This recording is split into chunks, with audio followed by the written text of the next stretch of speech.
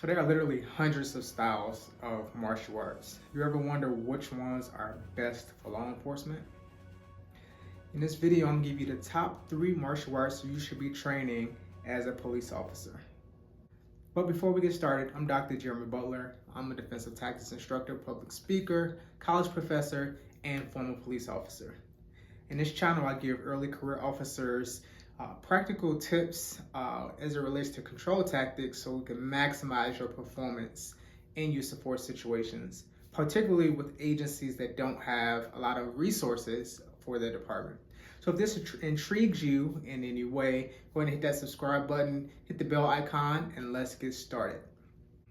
So coming in at number 3, I would say wrestling. I think this is one of those critical areas that officers miss. Oftentimes in the training that we receive as police officers is very theoretical in nature, and there isn't much actual struggle involved in our control tactics training. And one thing that I think wrestling does well is that moment of building a foundation and understanding the clinch range, but also getting superior positioning in that range, right? So a lot of drills like pummeling that we see in wrestling, and collar ties and overhooks and underhooks, these type of drills using light resistance and progressively progressively adding resistance is huge for a police officer in learning to deal with these types of encounters. So I would definitely put wrestling as one of those top arts to learn, particularly for being able to put yourself in those superior positions. Coming in number 2, I would say judo. And the reason I say judo, similar to wrestling, you're able to learn to control a person's body, and much of the training is done under live resistance. That's the big picture behind this. And you're gonna notice this across the 3 arts that I consider is that being able to struggle, right? Being able to be in a training environment where you are dealing with a resistive training partner in a safe, relatively safe environment. Now, can injuries occur? Yes, injuries can occur.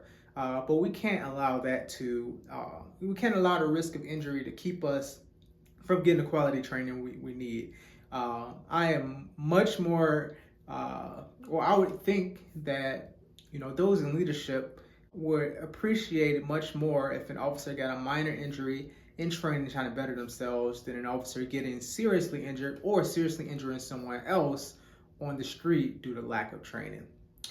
So where judo comes in is that it allows for that ability to obtain dominant position while standing and take the fight to the ground, as well as adding this ground component, which we're gonna hit on. But judo is great because you're learning to manipulate a person's clothing in that close range to control and get the fight to the ground in order to affect the arrest.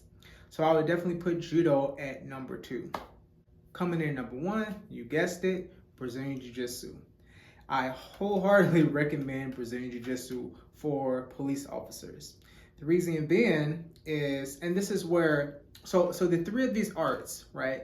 I would encourage you to train all 3, really, right? Or if you have one that you prefer over the other, this is just my personal opinion in this order, but they all are great.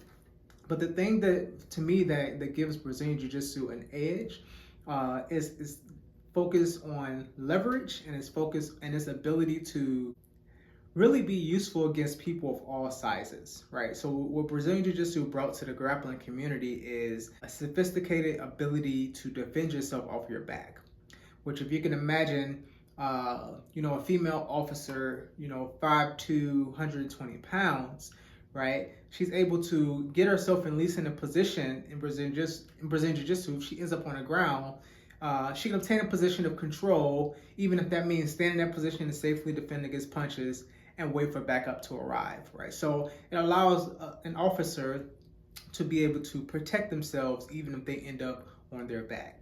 It also affords you the ability that we see in a lot of the judo and wrestling, if you're at a good jiu-jitsu school, where you'll learn those takedowns and you'll spend most of your training, generally you spend most of your training on the ground with positional dominance and being able to affect your submissions.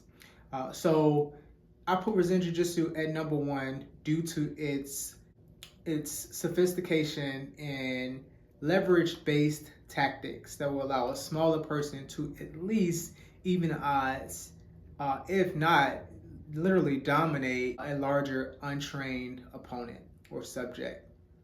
So there you have it. Those are my top three. Why don't you put in the comments what you deem to be your top three? Or if you disagree with me, tell me why. We can discuss.